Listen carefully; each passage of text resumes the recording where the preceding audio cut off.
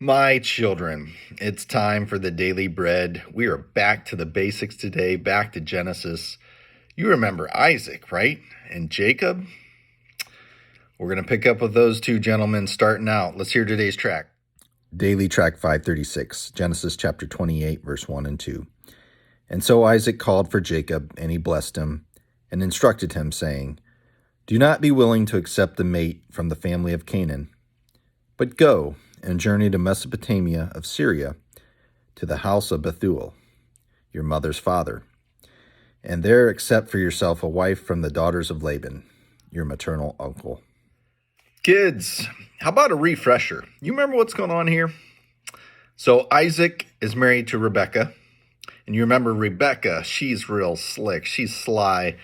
Remember, they have two sons, Jacob and Esau, and Jacob was Rebekah's favorite, right? And Esau was the favorite of Isaac. And so when it came time for Isaac to give the family blessing, right, the ultimate blessing, Isaac couldn't see. And so Rebekah told Jacob to trick him, and Jacob ended up getting the blessing, and Esau did not. So here we are. Jacob just received the blessing, and Isaac tells Jacob, I don't want you to marry anyone from Canaan, okay? No one from where they're at currently. He wants Jacob to travel to where Rebekah was from, right? That's why it says travel to Mesopotamia.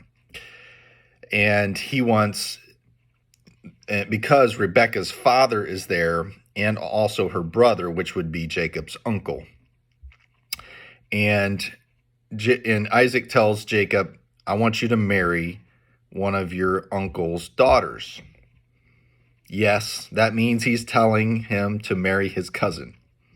I know that may seem a little bit weird, but that's actually kind of how things used to be.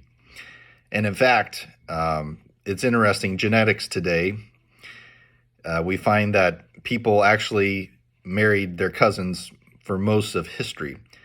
Not because they wanted to marry their cousins necessarily, but because everyone was around the same place, right? They didn't have cars, planes, things to take them and spread them out.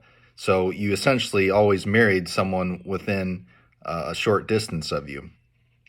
But you can see here, Isaac does have Jacob